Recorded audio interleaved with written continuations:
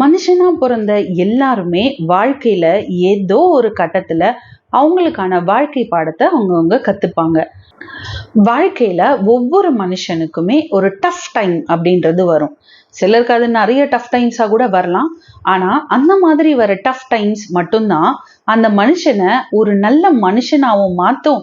வாழ்க்கையில அவங்க ஒரு பெரிய சாதனையை செய்யறதுக்கு அவங்களுக்கு அதுதான் ஒரு உந்து சக்தியாவும் இருக்கும். எப்பேற்பட்ட மனுஷனுக்கும் எப்பேற்பட்ட ஆளுமைக்கும் ஒரு சிச்சுவேஷன் அப்படின்றது, ஒரு டஃப் டைம் அப்படின்றது கண்டிப்பா இருக்கும். அந்த டஃப் டைம் தான் அவங்க செல்ஃப் அனலைஸ் பண்ணிக்கிறதுக்கும், அவங்கள இன்னுமே மெருகேற்றிக்கிறதுக்கும், மேல மேல அவங்க முன்னேறி போறதுக்கும் அவங்களுக்கு அந்த டஃப் டைம், அந்த டைம் டியூரேஷன் தான் ஒரு உறுதுணையான விஷயமாவும் இருக்கும். அந்த மாதிரியான ஒரு ஃபேஸ்ல தான் திமுக இப்ப இருக்கிறதா நான் பார்க்கிறேன். இந்த வீடியோல நான் சொல்றது எல்லாமே என்னோட தனிப்பட்ட கருத்துக்கள் தான். திமுக இன்னைக்கு தனித்து விடப்பட்டதா நிறைய பேர் நம்ம நினைக்கிறோம்.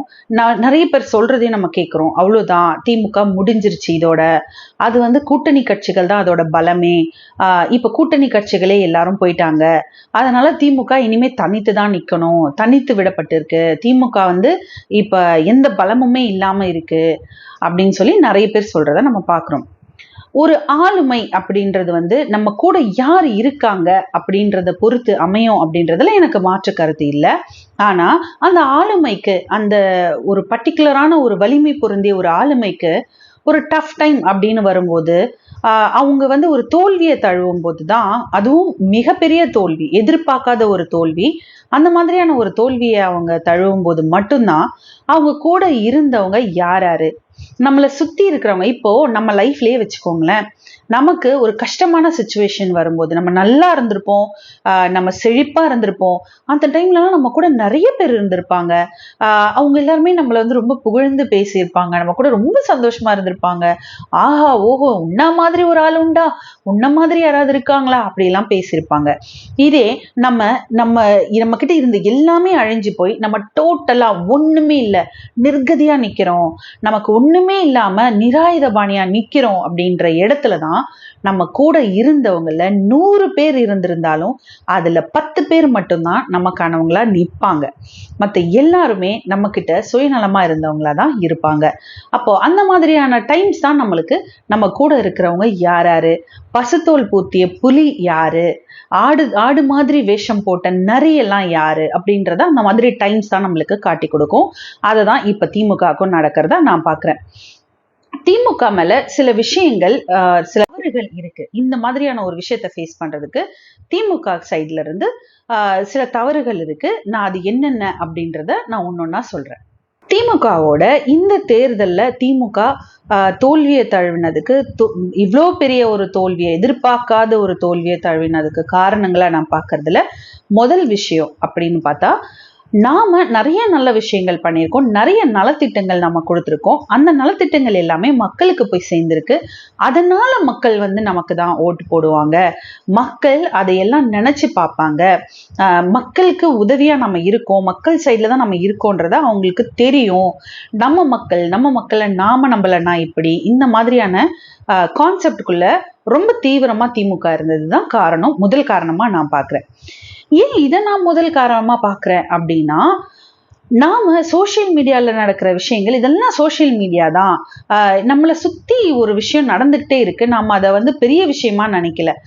இவங்கெல்லாம் நம்மளுக்கு எதிரியா, இவங்க பண்ற இந்த விஷயம்லாம் நம்ம மக்களை மாத்திடுமா, நாம தான் இவ்வளவு நல்லது பண்ணியிருக்கோமே, நாம தான் இதெல்லாம் செஞ்சிருக்கோமே அப்படின்னு நாம நினைச்சிட்டு இருந்த விஷயம்தான் திமுக இப்படியான ஒரு தோல்வியை சந்திக்கிறதுக்கான முதல் காரணமா நான் பாக்குறேன். ஏன்னா இந்த தேர்தலை பொறுத்த வரைக்கும் வாக்களிச்சவங்கள நிறைய பேர், நம்ம இன்டர்வியூஸ் அந்த மாதிரி விஷயங்கள்ல கூட நம்ம பார்க்கலாம், நிறைய பேர் சொல்ற விஷயம், மாற்றம் வேணும். சரி, என்ன மாற்றம் வேணும்? இல்ல சும்மா அவங்க வராங்க, அதனால இவங்களே டிஎம்கே மாறி மாறி இருக்காங்க, ஒரு சேஞ்ச் வேணாமா அப்படின்றதுனால போட்டேன். இல்ல எங்க வீட்டுல எங்க பசங்க கம்பல் பண்ணாங்கன்னு போட்டேன். சரி, விஜய் நல்லா இருக்காரே, நல்லவரா தெரியுறாரே, அதனால போட்டேன். இந்த மாதிரியான விஷயங்கள் தான் அவங்களுக்கு மனசுல இருந்திருக்கே தவிர, நீங்க கொடுத்த நலத்திட்டங்களோ இல்ல நல்ல உதவிகளோ, உங்களால அடைஞ்ச பயன்களோ இங்க நிறைய பேருக்கு ஒரு பெரிய விஷயமா தெரியல அப்படிங்கிறது தான் உண்மை. இது நம்ம சொல்லி சொல்லி காட்ட வேண்டிய அவசியம் இல்லை. நாங்க இதெல்லாம் செஞ்சிருக்கோம், உங்களுக்கு இதெல்லாம் கொடுத்துருக்கோம் நம்ம சொல்லி காட்ட வேண்டிய அவசியம் இல்லை. ஆனா இந்த திட்டங்கள் எல்லாமே மக்களுக்கு கரெக்டா அடித்தட்டு மக்கள் வரைக்கும், கடைக்கோடி தொண்டன் வரைக்கும், இல்ல கடைக்கோடி மக்கள் வரைக்கும் போய் சேர்ந்துதா அப்படிங்கிறத நம்ம என்ஷூர் பண்ணாம விட்டுட்டோம் அப்படிங்கறது நம்ம சைட்ல இருக்கிற மிஸ்டேக்கா நான் பாக்குறேன். இப்போ எல்லா திட்டங்களையும் நம்ம கொடுக்குறோம், எல்லா திட்டங்களையும் நம்ம செயல்படுத்துறோம், அதுல இத்தனை பேர் பயனடைஞ்சிருக்காங்க அப்படின்னும் போது அது கரெக்டா இத்தனை பேர் தானா, இதுக்கு மேல எத்தனை பேருக்கு அது பயன் போய் சேரணும், ஏன் சேரல அப்படிங்கிற அந்த அனலைசிஸ் நம்ம பண்ணாம விட்டுட்டோங்கிறது முதல் பாயிண்ட். செகண்டா நான் சொல்ற விஷயம் என்ன அப்படின்னா, சோசியல் மீடியா பிரசன்ஸ். நாம என்ன நினைச்சிட்டோம், திமுக என்ன நினைச்சிருச்சு அப்படின்னா, நாம தான் களத்துல இறங்கி வேலை செய்யறோமே, நம்ம தான் களத்துல இறங்கி மக்களோட மக்களா இருக்கோமே, நம்ம கள அரசியல் பண்றோம், அவங்க தான் ஆன்லைன்ல ஏதோ ஒண்ணு பண்ணிட்டு இருக்காங்க அப்படின்னு நம்ம லெத்தாஜிக்கா இருந்தது தான் நான் செகண்ட் மிஸ்டேக்கா சொல்வேன். ஏன் அப்படின்னா, இப்போ டெக்னாலஜிஸ் மாறிட்டே இருக்கு, எல்லாமே அப்கிரேட் ஆயிட்டே இருக்கு. ஸோ அப்போ நம்மளோட ஆன்லைன் ப்ரெசன்ஸை நம்ம ஸ்ட்ராங் பண்ணாமல் விட்டுட்டோம்.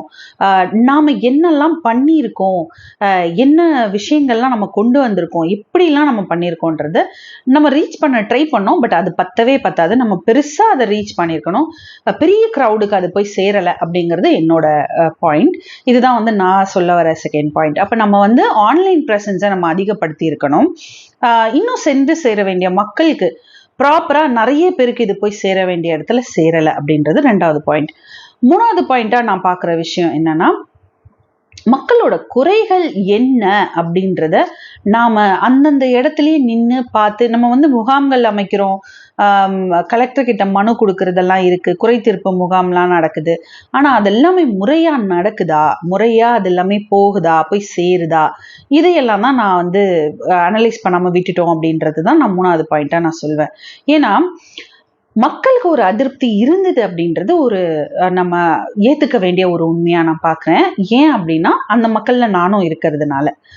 அப்போ நம்ம நிறைய பேர்கிட்ட பார்க்கும்போது, எனக்கு இதெல்லாம் இருந்தது, எனக்கு இது நடக்கல, நான் இது கோரிக்கையா வச்சேன், இல்லை நான் இவ்வளோ பெட்டிஷன்ஸ் கொடுத்துருக்கேன், இவ்வளோ விஷயங்கள் நான் பண்ணியிருக்கேன், எனக்கு இதெல்லாம் நிறைவேறலை, இதெல்லாம் செய்யலை. அப்போ அந்த மக்களுக்கு பிரதிநிதியா அந்தந்த இடத்துல இருந்தவங்க, நான் சொல்றது ஊர் தலைவர் முதற்கொண்டே நான் சொல்றேன், இதுல மறைக்கிறதுக்கு ஒன்றும் இல்லை. ஸோ அவங்கள முதற்கொண்டு மக்களுக்காக சேவை செய்யற மனப்பான்மையோட இருக்கிறவங்களா இருந்திருக்கணும். அதுல நம்ம கோட்டை விட்டதா நான் இந்த மூணாவது பாயிண்ட்ல பாக்குறேன். அடுத்து நான் பாக்குற விஷயம் என்ன அப்படின்னா, நம்மளோட எல்லாமே இருக்கு, எல்லா விங்குமே இருக்கு, ஐடி விங் இருக்கு, யூத் விங் இருக்கு, எல்லாமே இருக்கு. அதோட கட்டமைப்புகளும் நமக்கு நல்லாவே இருக்கு. ஆனா அதை இன்னுமே ஸ்ட்ரென்தன் பண்ண வேண்டிய விஷயத்துல நம்ம கோட்டை விட்டுட்டோம் அப்படின்றத நான் 4வது பாயிண்டா பாக்குறேன். அதுக்கப்புறம் 5வது பாயிண்டா நான் பாக்குற விஷயங்கள் என்ன அப்படின்னா, நிறைய யங்ஸ்டர்ஸை நம்ம என்கரேஜ் பண்ணாம விட்டுட்டோம். கட்சிக்குள்ள நிறைய யங்ஸ்டர்ஸை நம்ம கூட்டிட்டு வராம விட்டுட்டோம். நிறைய யங்ஸ்டர்ஸ்க்கு நம்மளோட வரலாறு என்ன, நம்ம எப்படி வந்திருக்கோம், நம்ம ஏன் திமுக மட்டும்தான் தமிழ்நாட்டை காப்பாற்ற முடியும்ன்றது எந்த அளவுக்கு நம்ம இளைஞர்களுக்கு சொல்ல முடியும் அப்படின்றதுல நம்ம கோட்டை விட்டோம். முன்னெல்லாம் இளைஞர் பாசறை, மாணவர் பாசறை இந்த மாதிரி எல்லாம் இருந்திருக்கு, நான் பார்த்திருக்கேன். அதெல்லாம் இப்போ கிடையாது. அதெல்லாம் என்ன ரீசன்னு எனக்கு தெரியல. பட் அதெல்லாம் இப்போ இல்லை. அதெல்லாம் இருக்கணும். மாணவர்கள்ல இருந்தே அரசியல் அவங்க கற்கணும், அரசியல் தெரிஞ்சுக்கணும். அவங்க திமுகவுக்கு சப்போர்ட் பண்ணட்டும், எந்த கட்சிக்கு வேணா சப்போர்ட் பண்ணட்டும். ஆனா நம்ம யாரை தேர்ந்தெடுக்கிறோம், யாரை தலைவரா தேர்ந்தெடுக்கிறோம், அவருக்கு என்ன தகுதி இருக்கு, அவர்கிட்ட என்ன ஒரு லீடர்ஷிப் குவாலிட்டி இருக்கு, ஏன் அவரு எனக்கான லீடரா இருக்கணும், அவரு என்னெல்லாம் பண்ணுவாரு, என்ன மட்டும் இல்ல, என்ன சுத்தி இருக்கிறவங்க, என்னோட மாநிலத்தோட மக்கள், மாநிலத்தோட நலன், மாநிலத்தோட முன்னேற்றம், இதுக்காக அந்த பர்சன் நான் சூஸ் பண்ற லீடர் என்ன மாதிரியான விஷயங்களை செய்வாரு, இது வரைக்கும் அவர் என்ன செஞ்சிருக்காரு, இந்த மாதிரியான திங்கிங் எல்லாமே பசங்களுக்கு வரணும். அது வராம இருந்ததோட விளைவு தான் இன்னைக்கு நாம ஃபேஸ் பண்ணிட்டு இருக்க இந்த விஷயங்கள். அதாவது அரசியல் மட்டும் இல்ல, எந்த தொழிலா இருந்தாலும் சரி, எந்த வேலையா இருந்தாலும் சரி, முன் அனுபவம் அப்படின்றது ரொம்ப ரொம்ப ரொம்ப முக்கியம். அந்த முன் அனுபவம் ஏன் முக்கியம், அரசியல்லையும் ஏன் முக்கியம் நம்ம சொல்றோம் அப்படின்னா, அரசியல் அப்படிங்கிறது ஒருத்தரோடதோ இல்ல என்னோட விருப்பம், என்னோட வாக்குரிமை, ஏன் இஷ்டம் அப்படின்னு சொல்றது கிடையாது. நான் இன்னைக்கு போடுற வாக்கு அப்படின்றது என்ன மட்டும் இல்ல, என்னை சுத்தி இருக்கிறவங்களையும், என்னோட குடும்பத்தையும், என்னை சுத்தி இருக்கிறவங்களையும், என்னை சுத்தி இருக்கிற சமுதாயத்தையும், நான் வாழற என்னோட மாநிலத்தையும் அதோட வளர்ச்சியையும் முன்னுக்கு கொண்டு போறதும் சரி, பின்னுக்கு கொண்டு வரதும் சரி, அந்த ஒரு ஓட்டுனால நடக்கிற விஷயம் அப்படின்றதோட தெளிவு யங்ஸ்டர்ஸ் கிட்ட இன்னைக்கு ரொம்ப குறைஞ்சிருக்கு. அதை நம்ம கொண்டு போய் சேர்க்க நம்ம தவறிட்டோம் அப்படிங்கிறது தான் நான் அடுத்து சொன்ன வர பாயிண்ட். அடுத்ததா திமுக தன்னை சுத்தி இருக்கிறவங்க, தான் கூடவே இருக்கிறவங்கள நல்லவங்க யாரு, கெட்டவங்க யாரு, தன்னோட உண்மையான நண்பர்கள் யாரு, வெல்விஷர்ஸ் யாரு, தம் மேல உண்மையிலேயே தன்னோட வளர்ச்சியில அக்கறை கொண்டவங்க யாரு, இல்ல சூழ்நிலைக்கு ஏற்ப தன்னை மாத்திக்க போறவங்க யாராரு, விட்டு விலகணும்னு நினைக்கிறவங்க யாராரு, இதையெல்லாம் தேர்தலுக்கு முன்னாடியே நல்லா அனலைஸ் பண்ணி அதையெல்லாம் சரி பண்ணி அதுக்கப்புறம் தேர்தல் களத்துக்குள்ள வந்திருந்தா இன்னும் பெட்டரா இருந்திருக்கும் அப்படின்றது எனக்கு தோன்ற அடுத்த விஷயம். இதெல்லாம் வந்து ஜென்ரலா எனக்கு தோணுன விஷயங்கள். ஸோ இதையெல்லாம் நம்ம இப்போவும் திமுக வந்து என்ன கேட்டா ரொம்ப ஸ்ட்ரென்த்தா தான் இருக்கு. ஏன்னா ஒரு பெரிய டவுன்ஃபால்க்கு அப்புறமா தான் பெரிய பெரிய சாம்ராஜ்யங்களே ரொம்ப வலிமையோட எந்திரிச்சிருக்கு. இதெல்லாம் நம்ம நிறைய ஹிஸ்டரி தெரிஞ்சவங்களுக்கு அது எல்லாமே நல்லா தெரியும்.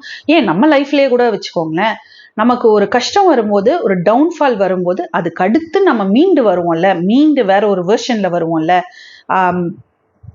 நம்ம கூட இருந்தவங்களா யாரு அப்படின்னு தெரிஞ்சுப்போம். நிறைய விஷயங்கள்ல நம்மளுக்கு வந்து கிளாரிட்டி கிடைக்கும், தைரியம் வரும், நம்மள நம்ம அப்கிரேட் பண்ணிப்போம், நம்ம நிறைய விஷயங்கள்ல நம்ம செல்ஃப் அனலைஸ் பண்ணி நம்மள நம்ம மாத்திப்போம். இந்த மாதிரியான விஷயங்கள்லாம் நம்ம பண்ணி நாம ஒரு பெட்டரான ஒரு அப்கிரேடட் வெர்ஷனா வருவோம்ல, அந்த மாதிரி திமுக தன்னை இப்போ தயார்படுத்திட்டு இருக்குன்னு நான் நம்புறேன். இனி வர காலகட்டத்துல திமுக தன்னை இன்னுமே நல்ல ஒரு பெட்டர் வெர்ஷனா கட்டமைச்சுக்கிட்டு மோர் அண்ட் மோர் ஸ்ட்ரென்த்தோட ரொம்ப வலிமையான ஒரு கட்சியா, ரொம்ப வலிமையான ஒரு சக்தியா, தமிழ்நாட்டை பாதுகாக்கக்கூடிய ஒரு வலிமை மிகுந்த சக்தியா வரும் அப்படின்றதுல எந்த சந்தேகமும் இல்லை. நான் அதை 100%ல 200% நம்புறேன். நன்றி.